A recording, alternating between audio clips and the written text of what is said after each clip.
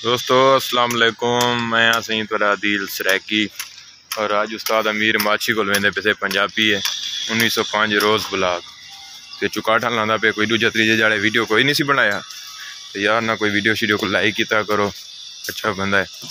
अस्सलाम वालेकुम उस्ताद जी।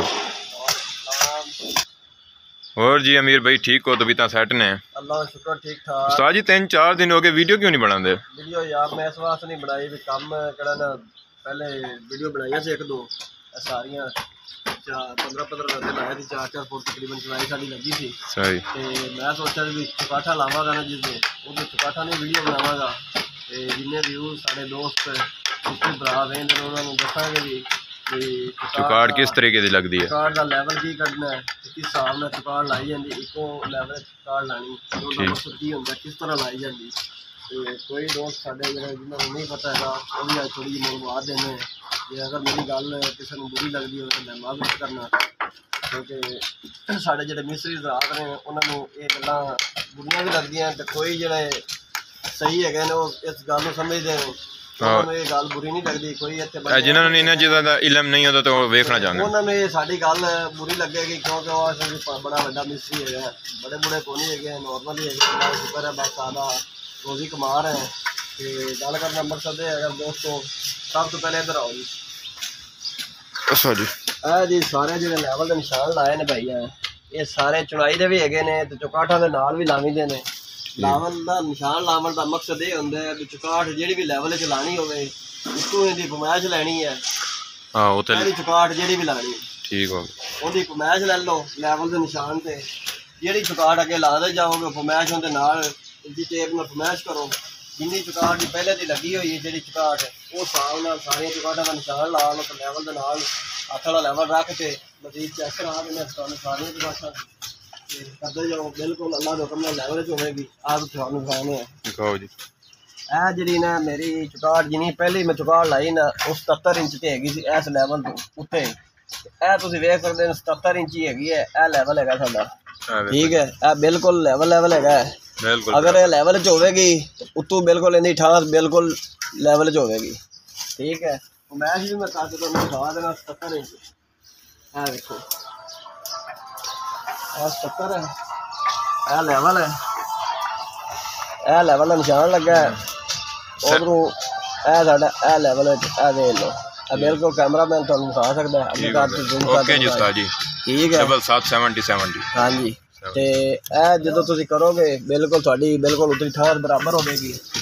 आज ही साड़ी साड़ी दोस्त हैगी है चुकाठा के मतलब माशाअल्लाह बाकी चुराइयां चुराई साड़ी कंप्लीट हो गई 8 फुट तक हो गई है साड़ी बीम वगैरह ला के और बीम लावांगे ये भी उत्ते चुराई साड़ी 8-8 रस्ते रह गए। आज की वीडियो साड़ी हैगी चुकाठा के बारे जिस भाई ने भी चुकाठा लवानियां हो या काम कराना हो साढ़े नाल राबता कर सकते हैं। बिल्डिंग का अभी काम करते होंगे चुराई प्लस्तर टैल तक मुकम्मल करने फिर मटीरियल भी काम करने अगर लेबर से भी कराना हो फिर भी रबता कर सकते हैं। मैं अपना नंबर देना 0301 9735 357 मेरा मोहम्मद अमीर के नाम से मेरा नाम है तो मिस्त्री अमीर के नाम से मेरा चैनल है।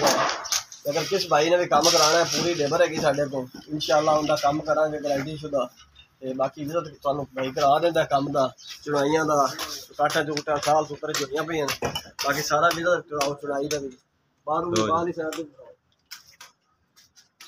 चुनाई लगी है ऐसा जी क्लियर हो गई 11 फुट चुनाई है पूरी अपनी लेवल तो होई पई है 11 फुट हाँ जी 11 फुट 2 इंच घाट है ठीक हो गया भाई शटरिंग वाले ने सुनाओ जी साज